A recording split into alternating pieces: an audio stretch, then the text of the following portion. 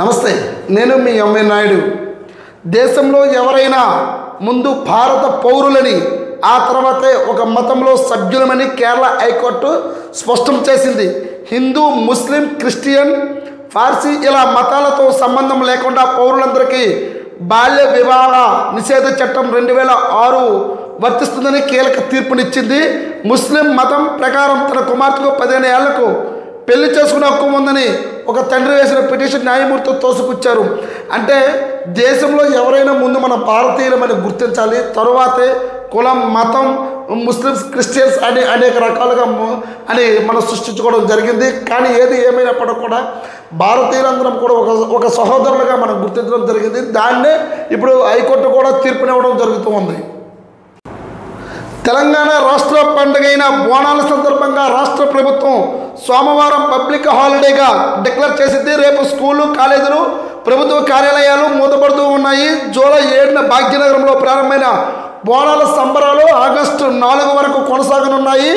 రాష్ట్రం ఏర్పడిన తర్వాత బోనాల ఉత్సవంలో రాష్ట్రం మొత్తం కూడా పండుగ ఏర్పాటు చేస్తున్నట్టు గుర్తించింది. తెలంగాణ అనగానే గుర్తుకొచ్చేది మొట్టమొదటిగా బోనాలు. దీన్ని కాంగ్రెస్ అని ప్రభుత్వం దీన్ని బోనాలు ఒక రాష్ట్రంగానే గుర్తించడం జరిగింది. బోనాలు జరుగుతున్న సందర్భంగా కొన్ని అయితే మాత్రము సెలవులు కూడా ఇవ్వడం జరుగుతూ ఉంది. దీన్ని తెలంగాణలో ఒక ప్రత్యేకమైన ఒక వాతావరణం ఏర్పాటు చేస్తున్నామని ముఖ్యమంత్రి సీఎం రేవంత్ రెడ్డి అన్నారు.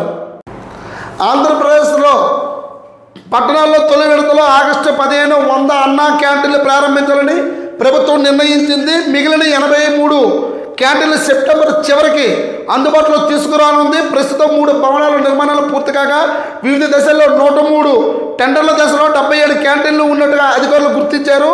అలాగే ఆహార సరఫరా టెండర్లకు ప్రక్రియ వచ్చే వారంలో స్థానవుతుందని పేర్కొన్నారు.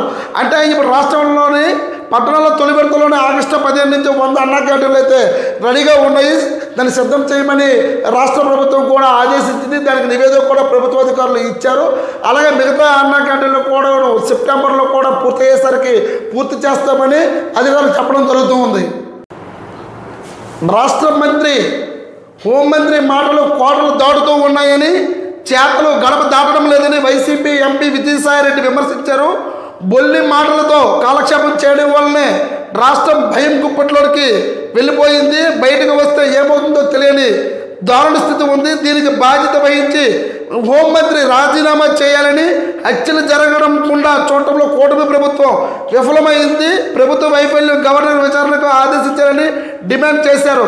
అంటే హోంమంత్రి రాజీనామా చేయాలని వైసీపీ ఎంపీ విజయసాయిరెడ్డి ధ్వజమెత్తు ఉన్నారు. రాష్ట్రంలో మొత్తం కూడా శాంతి భద్రతలు అన్నీ కూడా పోతున్నాయని, ఖచ్చితంగా హోంమంత్రి అయితే మాత్రం రాజీనామా చేయాలని వైసీపీ విజయసాయిరెడ్డి అన్నారు.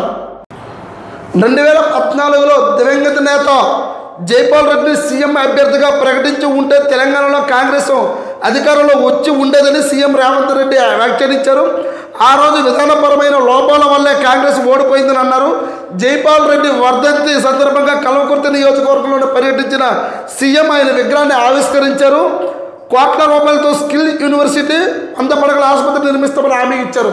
అసలు 2014లోనే దివంగత నేత జైపాల్ రెడ్డి సీఎంగా ప్రకటించి ఉండుంటే ఇంకా మేలు జరిగేది అని అన్నారు. కానీ కొన్ని అనివార్య కారణాల వల్ల ప్రకటించలేదు. ఇప్పుడు ఆయన ఆ రోజు 2014లోనే కానీ అతన్ని మనం చేసి ఉండుంటే సీఎంగా గెలిచేవారని సీఎం ముఖ్యమంత్రి రేవంత్ రెడ్డి అన్నారు.